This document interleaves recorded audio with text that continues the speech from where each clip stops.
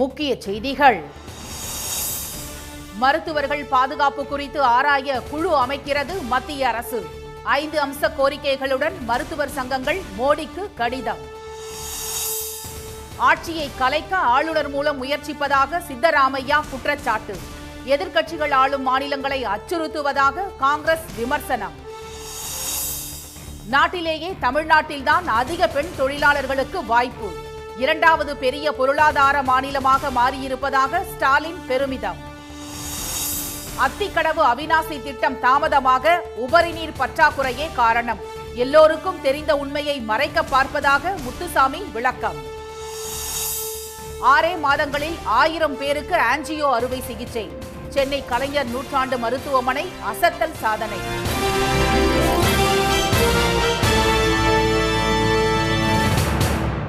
வணக்கம்.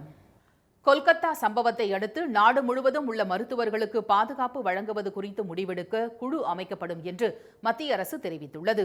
மேற்கு வங்க மாநிலம் கொல்கத்தாவில் உள்ள ஆர்ஜிகர் மருத்துவமனையில் முதுநிலை மருத்துவம் படித்து வந்த பெண் மருத்துவர் பாலியல் பலாத்காரம் செய்யப்பட்டு கொலை செய்யப்பட்ட சம்பவம் நாடு முழுவதும் கொந்தளிப்பை ஏற்படுத்தியுள்ளது. இந்த விவகாரம் தொடர்பாக சஞ்சய் ராய் என்பவர் கைது செய்யப்பட்டுள்ளார். வழக்கை விசாரித்து வரும் சிபிஐ சம்பவம் நடந்த மருத்துவமனையின் முன்னாள் முதல்வர் டாக்டர் சந்தீப் கோஷியிடம் 2வது நாளாக 12 மணி நேரம் விசாரணை நடத்தியது. படுகொலை செய்யப்பட்ட மருத்துவருக்கு நீதி கேட்டு கொல்கத்தாவில் போராட்டத்தில் ஈடுபட்டுள்ள மருத்துவர்களும் மருத்துவக் கல்லூரி மாணவர்களும் மெழுகுவர்த்தி ஏற்றி அஞ்சலி செலுத்தினர். டெல்லியில் மருத்துவர்கள் தீப்பந்தங்களை ஏந்தி பேரணியாக சென்றனர். பாட்னா, கொச்சி, விசாகப்பட்டினம், வங்கதேச தலைநகர் டாக்கா உள்ளிட்ட பல்வேறு இடங்களில் கொல்கத்தா பெண் மருத்துவர் படுகொலைக்கு நீதி கேட்டு மருத்துவர்கள் ஆர்ப்பாட்டம் நடத்தினர். There are many demands. The first is safety of women, especially workplaces. They are the facilities they are not conducive to working women. There are no duty rooms. The safety is questionable, and then there is violence from the relatives, which is a common scene these days. குற்றவாளிகளை கண்டுபிடித்து தண்டனை வழங்க வலியுறுத்தியும் மருத்துவர்களுக்கும் மருத்துவ மாணவர்களுக்கும் உரிய பாதுகாப்பு வழங்க கோரியும் நாடு முழுவதும் மருத்துவர்கள் மற்றும் பயிற்சி மருத்துவர்கள் நடத்திய ஒருநாள் வேலை நிறுத்தம் இன்று காலை 6 மணிக்கு நிறைவடைந்தது. இந்நிலையில் மருத்துவர் சங்க கூட்டமைப்பு, இந்திய மருத்துவ சங்கம், டெல்லி அரசு மருத்துவர்கள் சங்கம் உள்ளிட்ட அமைப்புகள் வலியுறுத்தியதன் அடிப்படையில் மருத்துவர்களின் பாதுகாப்பு குறித்து ஆராய ஒரு குழுவை அமைக்க மத்திய சுகாதார அமைச்சகம் உறுதியளித்துள்ளது. சுகாதார பணியாளர்களின் பாதுகாப்புக்காக எடுக்கப்பட வேண்டிய நடவடிக்கைகள் குறித்து இந்த குழு பரிந்துரைக்கும் என்றும் இது தொடர்பாக மாநில அரசுகள் தங்கள் பரிந்துரைகளை அளிக்கலாம் என்றும் தெரிவிக்கப்பட்டுள்ளது. டெங்கு, மலேரியா உள்ளிட்ட நோய்கள் பரவுவதால் மருத்துவர்கள் தங்கள் போராட்டத்தை கைவிட்டு பணிக்கு திரும்புமாறு சுகாதார அமைச்சகம் அறிவுறுத்தியுள்ளது. இதனிடையே அனைத்து மருத்துவமனைகளுக்கும் விமான நிலையத்திற்கு ஈடான பாதுகாப்பு வழங்குதல், பாதுகாப்பு மண்டலங்களாக மருத்துவமனைகளை அறிவித்தல், பயிற்சி மருத்துவர்களுக்கு ஓய்வறைகளுக்கான உத்தரவாதம் ஆகியவை உள்ளிட்ட 5 கோரிக்கைகளை வலியுறுத்தி மருத்துவர்கள் சங்கம் பிரதமர் திரு மோடிக்கு கடிதம் எழுதியுள்ளது. இந்நிலையில் ஆர்ஜிகர் மருத்துவக் கல்லூரி மற்றும் மருத்துவமனையை சுற்றியுள்ள பகுதிகளில் சட்டவிரோதமாக கூடுவதை தடுக்கும் வகையில் இன்று முதல் 7 நாட்களுக்கு தடை உத்தரவு பிறப்பிக்கப்பட்டுள்ளது. மக்களால் தேர்ந்தெடுக்கப்பட்ட தனது ஆட்சியை கவிழ்க்க சதி நடைபெறுவதாக கர்நாடக முதலமைச்சர் திரு சித்தராமையா குற்றம் சாட்டியிருப்பது பெரும் பரபரப்பை ஏற்படுத்தியுள்ளது.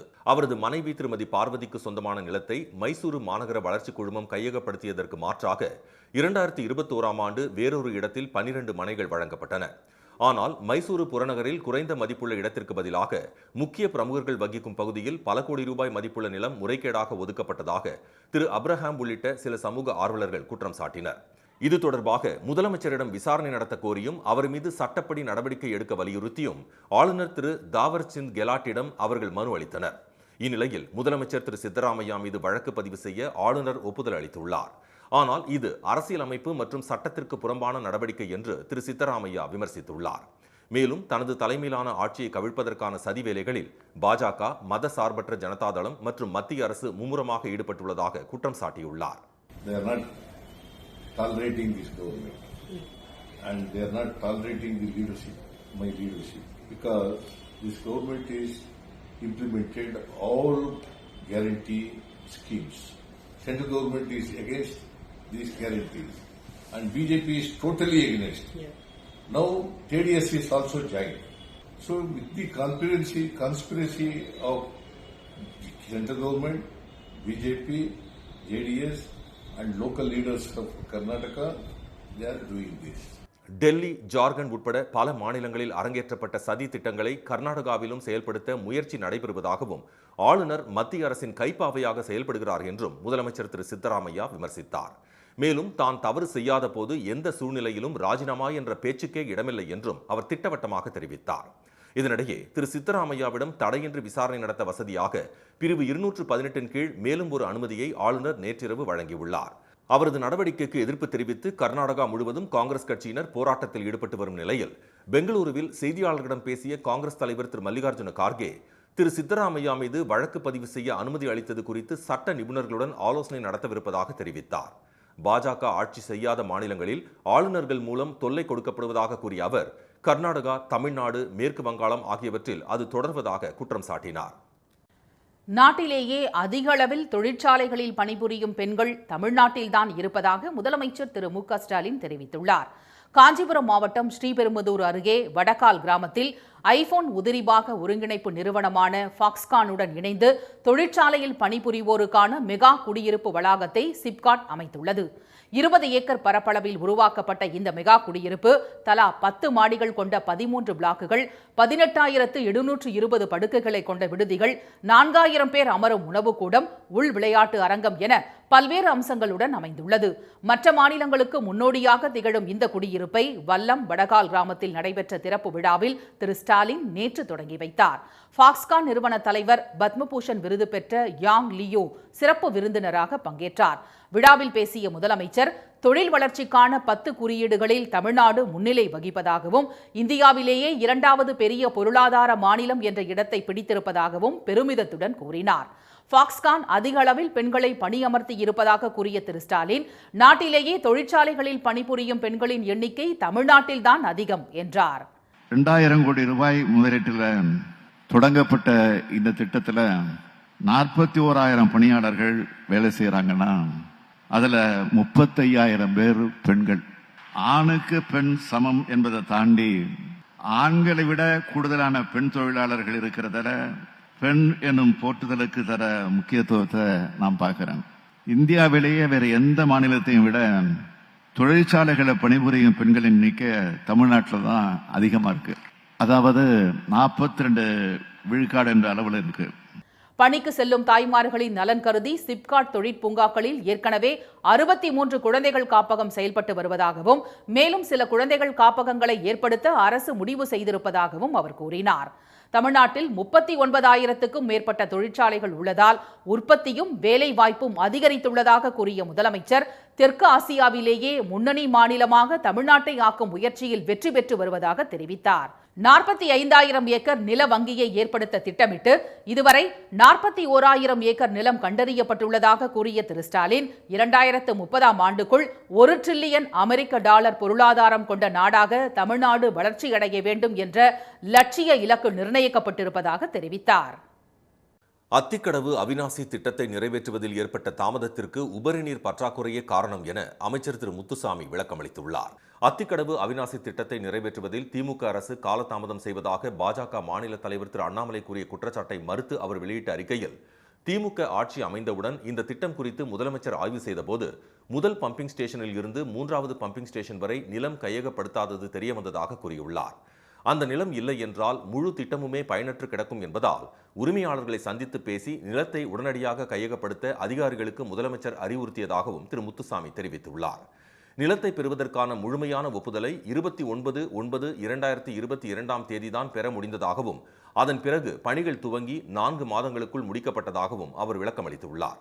பணிகள் முடிந்தவுடன் சோதனை ஓட்டமாக தண்ணீர் எடுக்கப்பட்ட போது ஏற்கனவே அமைக்கப்பட்ட குழாய்களில் பல இடங்களில் உடைப்பு ஏற்பட்டிருப்பது தெரியவந்ததாகவும் அதனை சரி செய்த போதும் உரிய உபரிநீர் கிடைக்காததால் சோதனை ஓட்டத்தை முழுமையாக நடத்த முடியவில்லை என்றும் திரு முத்துசாமி தெரிவித்துள்ளார்.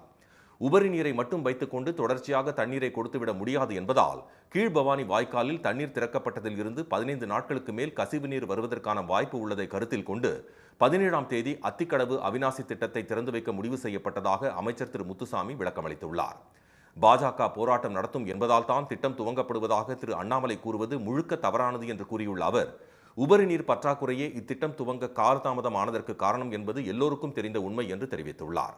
மேற்கு மண்டல மக்களின் அரை நூற்றாண்டு கனவான அத்திக்கடவு அவிநாசி திட்டம் தொடங்கப்பட்டதை கொண்டாடும் வகையில் திருப்பூர் மாவட்டம் அவிநாசியில் உள்ள தாமரை குளக்கரையில் போராட்டக் குழுவினர், சமூக ஆர்வலர்கள், விவசாயிகள், பொதுமக்கள் உள்ளிட்டோர் திரண்டு தேங்காய் உடைத்து கொண்டாட்டத்தில் ஈடுபட்டனர். விடுபட்ட குளம் குட்டைகளையும் இதே திட்டத்தில் இணைக்க அரசு நடவடிக்கை எடுக்க வேண்டும் என அப்போது போராட்டக் குழுவினர் வலியுறுத்தினர். சென்னை கிண்டியில் உள்ள கலைஞர் நூற்றாண்டு அரசு மருத்துவமனை தனியார் மருத்துவமனைகளை மிஞ்சும் வகையில் 6 மாதங்களில் 1000 அறுவை சிகிச்சைகளை செய்து சாதனை படைத்துள்ளது. நாட்டிலேயே அதிக மருத்துவக் கல்லூரிகளை கொண்ட மாநிலமாக மட்டுமின்றி வெளிநாட்டினர் மருத்துவ சுற்றுலா வரும் அளவுக்கு தமிழ்நாடு மருத்துவத்துறையில் முன்னணி வகிக்கிறது. சென்னை கிண்டியில் முதலமைச்சர் திரு ஸ்டாலின் கடந்த ஆண்டு ஜூன் மாதம் திறந்து வைத்த ரூபாய் 230 கோடியில் கட்டப்பட்ட கலைஞர் நூற்றாண்டு உயர் சிறப்பு மருத்துவமனை 20 சிறப்பு பிரிவுகளுடன் இயங்கி வருகிறது. இதில் கடந்த 6 மாதங்களுக்கு முன்பு தொடங்கப்பட்ட இருதயவியல் துறை இதுவரை 1000 பேருக்கு மேல் இரத்த நாள அடைப்பை சரி செய்யும் ஆஞ்சியோ அறுவை சிகிச்சை செய்து மருத்துவத்துறையில் புதிய சாதனை படைத்துள்ளது. இங்கே இருக்கிற அந்த 5 நாட்களுமே அல்லது 7 நாட்களுமே பேஷண்ட்டுக்கு தேவையான உணவு, அவங்களுக்கு தேவையான ஃபெசிலிட்டிஸ் எல்லாமே இங்கே ஃப்ரீயாக கிடைக்கிது. Ward, male ward, female ward, coronary care unit, intensive care unit எல்லாமே இங்கே அவைலபிளாக இருக்குது. தமிழ்நாட்டிலேயே அதிநவீன வசதிகள் கொண்ட துறையாக கலைஞர் நூற்றாண்டு மருத்துவமனையின் இருதயவியல் துறை உள்ளது. அங்கு 30,000க்கும் மேற்பட்ட நோயாளிகளுக்கு ஆஞ்சியோ பரிசோதனை செய்யப்பட்டு அறுவை சிகிச்சை தேவைப்படும் நோயாளிகளுக்கு ஓரிரு நாட்களில் செய்யப்படுவதுடன் சுகாதாரமாக பராமரிக்கப்பட்டு சிறப்பான சிகிச்சை அளிக்கப்படுவதாகவும் நோயாளிகள் மகிழ்ச்சி தெரிவித்தனர். சாப்பாட்டு விஷயத்தில் கரெக்டாக அந்த டைம் பிரகாரம் எனக்கு ஃபுட்டு கரெக்டாக கொடுத்து இது சாப்பிடுப்பா, இப்படி செய்யணும், இது சாப்பிடுன்னு சொல்லிட்டு ரொம்ப யூஸ்ஃபுல்லாக இருந்தவங்க சிஸ்டருங்க தான். அதில் எந்த மாற்றமும் கிடையாது. நல்ல வெளியில் செஞ்சுருந்தாங்கன்னா ஒரு 3 லட்ச ரூபா 2 லட்ச ரூபா இருக்கும். கவர்மெண்ட்டும் எனக்கு இப்போ ஹெல்ப் பண்ணி செஞ்சு எனக்கு உடம்பு காப்பாற்றி விட்டுருக்காங்க. தனியார் மருத்துவமனைகளுக்கு சவால் விடும் வகையில் முதலமைச்சரின் விரிவான மருத்துவ காப்பீட்டு திட்டத்தின் மூலம் இங்கு 40 கோடி ரூபாய் அளவிலான சிகிச்சை நோயாளிகளுக்கு இலவசமாக அளிக்கப்பட்டுள்ளது குறிப்பிடத்தக்கது. இனி வருவது செய்தி துளிகள். பிரதமர் வீட்டு வசதி திட்ட நிதியில் முறைகேடு செய்ததாக கிருஷ்ணகிரி மாவட்டத்தை சேர்ந்த 13 அரசு அதிகாரிகளுக்கு எதிராக ஒழுங்கு நடவடிக்கை எடுக்கப்பட்டுள்ளதாக சென்னை உயர்நீதிமன்றத்தில் தமிழக அரசு தெரிவித்துள்ளது. பொறுப்பு தலைமை நீதிபதி திரு டி கிருஷ்ணகுமார், நீதிபதி திரு PB பாலாஜி அமர்வில் நடந்த விசாரணையில் கையாடல் செய்த பணத்தை வசூலிக்க நடவடிக்கைகள் எடுக்கப்பட்டுள்ளதாக கூறியதை அடுத்து வழக்கு முடித்து வைக்கப்பட்டது. அரசு ஒதுக்கீட்டில் கலந்தாய்வு மூலம் சேரும் மாணவர்களிடம் அனைத்து கட்டணங்களையும் செலுத்துமாறு கட்டாயப்படுத்தும் பொறியியல் கல்லூரிகள் மீது நடவடிக்கை எடுக்கப்படும் என தமிழ்நாடு அரசு எச்சரித்துள்ளது. இது தொடர்பாக வந்த புகார்களை தொடர்ந்து தொழில்நுட்ப கல்வி இயக்ககம் வெளியிட்டுள்ள அறிவிப்பில் அரசு ஒதுக்கீட்டில் கலந்தாய்வின் மூலம் சேர்க்கைக்கு வரும் பயனாளிகளிடமிருந்து பொறியியல் கல்லூரி நிர்வாகங்கள் கட்டணங்களை வசூலிக்க கூடாது என்று கண்டிப்பாக தெரிவிப்பதாக கூறப்பட்டுள்ளது. சென்னையில் போரூர் பகுதியில் நடந்து வரும் மெட்ரோ ரயில் திட்ட பணிகளை தலைமைச் செயலாளர் திரு சிவதாஸ் மீனா ஆய்வு செய்தார். வரைபடங்களில் குறிப்பிடப்பட்டுள்ள பணிகள் குறித்து அதிகாரிகளிடம் அவர் கேட்டறிந்தார். அப்பகுதிகளில் நடந்து வரும் நெடுஞ்சாலைத்துறை பணி, நீர்வள பணி ஆகியவற்றையும் ஆய்வு செய்த தலைமைச் செயலாளர் மழைக்காலத்திற்கு முன் பணிகளை விரைந்து முடிக்க உத்தரவிட்டார். நீட் தேர்வை எதிர்த்து மதிமுக மாணவர் அணி சார்பில் சிறப்பு கருத்தரங்கம் நடைபெற்றது. சென்னை எழும்பூரில் உள்ள மதிமுக தலைமை அலுவலகத்தில் நடந்த கருத்தரங்கில் மதிமுக பொருளாளர் திரு மு செந்திலதிபன், திமுக மாணவர் அணி செயலாளர் திரு CBMP எழிலரசன், விடுதலை சிறுத்தைகள் கட்சி துணை பொதுச் செயலாளர் திரு ஆளூர் ஷா நவாஸ், திராவிடர் கழக துணை பொதுச் செயலாளர் செல்வி மதிவதனி உள்ளிட்டோர் பங்கேற்றனர். பகுஜன் சமாஜ் கட்சி மாநில தலைவர் ஆம்ஸ்ட்ராங் கொலை வழக்கில் கைது செய்யப்பட்ட வழக்கறிஞர் அஸ்வத்தாமன், பிரபல ரவுடி நாகேந்திரன் ஆகியோரின் போலீஸ் காவல் முடிந்ததை தொடர்ந்து அவர்கள் நீதிமன்றத்தில் ஆஜர்படுத்தப்பட்டனர். அவர்களை நீதிமன்ற காவலில் வைக்க எழும்பூர் நீதிமன்ற நீதிபதி திருமதி ஷக்கீலா உத்தரவிட்டதை தொடர்ந்து அஸ்வத்தாமன் பூந்தமல்லி கிளை சிறைக்கும், நாகேந்திரன் வேலூர் மத்திய சிறைக்கும் பாதுகாப்பாக அழைத்துச் செல்லப்பட்டனர். திருநெல்வேலி தூத்துக்குடி இடையே இயக்கப்பட்ட பயணிகள் ரயில் நாளை முதல் ரத்து செய்யப்படுவதாக தெற்கு ரயில்வே அறிவித்துள்ளது. பாலக்காட்டில் இருந்து திருநெல்வேலி வரை இயக்கப்பட்ட பாலருவி எக்ஸ்பிரஸ் ஆகஸ்ட் 15 முதல் தூத்துக்குடி வரை இயக்கப்படுவதால் திருநெல்வேலி தூத்துக்குடி இடையே இயக்கப்பட்ட பயணிகள் ரயில் நிறுத்தப்படுவதாக அறிவிக்கப்பட்டுள்ளது. விவசாய பயன்பாட்டில் அல்லாத இலவச மின் இணைப்புகளை கணக்கெடுக்க தமிழ்நாடு அரசு உத்தரவிட்டுள்ளது. விவசாய நிலங்களை விவசாயம் அல்லாத பணிகளுக்காக சிலர் பயன்படுத்துவதாக புகார் எழுந்தன. இதையடுத்து நீண்ட காலமாக விவசாய பயன்பாட்டில் இல்லாத மின் இணைப்புகளை மாவட்ட வாரியாக கணக்கெடுக்க வேளாண் துறை முதன்மை செயலாளர் உத்தரவிட்டுள்ளார். தமிழ்நாட்டில் தற்போது 23.56 லட்சம் இலவச மின் இணைப்புகள் விவசாய பயன்பாட்டிற்கு வழங்கப்பட்டுள்ளன. திருச்செந்தூர் சுப்பிரமணிய சுவாமி கோயில் முன்பு உள்ள கடற்கரை பகுதியில் கடல் சுமார் 4 அடிக்கு உள்வாங்கியதால் பாறைகள் ஆங்காங்கே வெளியே தெரிகின்றன. மூவர் சமாதி எதிரே கடற்கரையில் சுவர் போன்ற அமைப்பு நீளமாக இருப்பதால் அது பழங்காலத்தில் கட்டப்பட்ட சுவரா என ஆய்வு நடத்தப்பட வேண்டும் என்று சமூக ஆர்வலர்கள் கோரிக்கை விடுத்துள்ளனர். பாரிஸ் ஒலிம்பிக் மல்யுத்த போட்டியில் பதக்கத்தை தவறவிட்ட இந்திய வீராங்கனை வினேஷ் போகத் சொந்த மாநிலமான ஹரியானாவில் தங்கப்பதக்கம் வழங்கி கௌரவிக்கப்பட்டார். 50 கிலோ எடை பிரிவில் 100 கிராம் எடை அதிகரிப்பால் இறுதிப் போட்டியில் தகுதி நீக்கம் செய்யப்பட்டார். வினேஷ் போகத்தின் மேல்முறையீடும் தள்ளுபடி செய்யப்பட்ட நிலையில் நேற்று டெல்லி வந்தடைந்த அவர் அங்கிருந்து சாலை மார்க்கமாக ஹரியானா சென்றார். சொந்த மாநிலத்தில் 12 இடங்களில் அவருக்கு சிறப்பான வரவேற்பு அளிக்க ஏற்பாடு செய்யப்பட்டிருந்தது. பின்னர் பிவானி மாவட்டம் இம்லேட்டா கிராமம், சார்கி தாத்ரி மற்றும் சோனிபட் மாவட்டத்தில் உள்ள முகமது மஜ்ரா கிராமத்தில் பெண்கள் உள்ளிட்டோர் திரண்டு வந்து வினேஷ் போகத்திற்கு வரவேற்பு அளித்தனர்.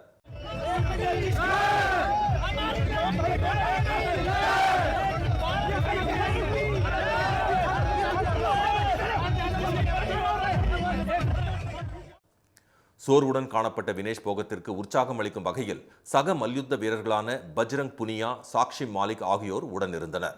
அவர்கள் வினேஷ் தனது சொந்த ஊர் திரும்பும் வரை ஆறுதல் தெரிவித்துக் கொண்டே சென்றனர். சொந்த ஊரான பலாலியில் நள்ளிரவு 1:30 மணி வரை நடைபெற்ற விழாவில் அவருக்கு தங்கப்பதக்கம் வழங்கி சொந்த ஊர் மக்கள் கௌரவித்தனர். தன் மீது மக்கள் காட்டும் அன்பானது 1000 தங்கப்பதக்கங்களுக்கு சமம் என்று வினேஷ் போகத் நெகிழ்ச்சியுடன் தெரிவித்தார். தமிழ்நாட்டில் இன்று நெல்லை, தென்காசி, கன்னியாகுமரி ஆகிய 3 மாவட்டங்களில் மிக கனமழை பெய்ய வாய்ப்புள்ளதாகவும் 9 மாவட்டங்களில் கனமழை பெய்யலாம் என்றும் வானிலை ஆய்வு மையம் தெரிவித்துள்ளது. தென்மேற்கு பருவமழை தொடங்கி மாநிலம் முழுவதும் கடந்த சில நாட்களாக பரவலாக மழை பெய்து வரும் நிலையில் அரியலூர், பெரம்பலூர் மாவட்டங்களில் இடி மின்னலுடன் பலத்த மழை பெய்தது. புதுக்கோட்டை மாவட்டம் விராலிமலை மற்றும் சுற்றுவட்டார பகுதிகளில் பலத்த காற்றுடன் திடீரென கனமழை பெய்ததால் நகர் முழுவதும் குளிர்ந்த நிலை நிலவியது.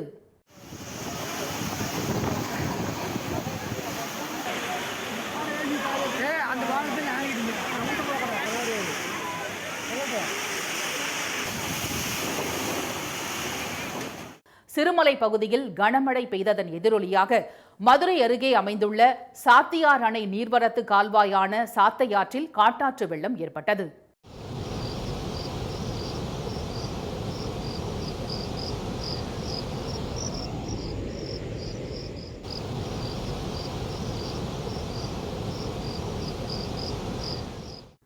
இதனிடையே வளிமண்டல கீழடுக்கு சுழற்சி காரணமாக இன்று முதல் 23ஆம் தேதி வரை மாநிலத்தில் மிதமான மழை பெய்யும் என்றும் வானிலை மையம் தெரிவித்துள்ளது. நெல்லை, தென்காசி, கன்னியாகுமரி மாவட்டங்களில் இன்று மிக கனமழை பெய்ய வாய்ப்புள்ளதாகவும் கோவை, திருப்பூர், நீலகிரி, தேனி, திண்டுக்கல், மதுரை, தூத்துக்குடி, ராமநாதபுரம் மற்றும் விருதுநகர் மாவட்டங்களில் கனமழைக்கு வாய்ப்பிருப்பதாகவும் தெரிவிக்கப்பட்டுள்ளது. சென்னையை பொறுத்தவரை வானம் ஓரளவு மேகமூட்டத்துடன் காணப்படும் என்றும் நகரின் ஒரு சில பகுதிகளில் இடி மின்னலுடன் லேசான மழை பெய்ய வாய்ப்புள்ளதாகவும் வானிலை மையம் தெரிவித்துள்ளது. மீண்டும் முக்கிய செய்திகள். நாடு முழுவதும் மருத்துவர்களுக்கு பாதுகாப்பு வழங்குவது குறித்து முடிவெடுக்க குழு அமைக்கப்படும் என்று மத்திய அரசு தெரிவித்துள்ளது. மக்களால் தேர்ந்தெடுக்கப்பட்ட ஆட்சியை கவிழ்க்க மத்திய அரசு சதி செய்வதாக கர்நாடக முதலமைச்சர் சித்தராமையா குற்றம் சாட்டியுள்ளார். நாட்டிலேயே அதிக அளவில் தொழிற்சாலைகளில் பணிபுரியும் பெண்கள் தமிழ்நாட்டில்தான் இருப்பதாக முதலமைச்சர் ஸ்டாலின் தெரிவித்துள்ளார். இத்துடன் இந்த செய்திகள் நிறைவடைகின்றன. மீண்டும் சன் டிவியில் செய்திகள் மாலை 6 மணிக்கு. செய்திகளை உடனுக்குடன் தெரிந்து கொள்ள QR கோடை ஸ்கேன் செய்து சன் நியூஸ் வாட்ஸ்அப் சேனலில் இணைந்திருங்கள். வணக்கம்.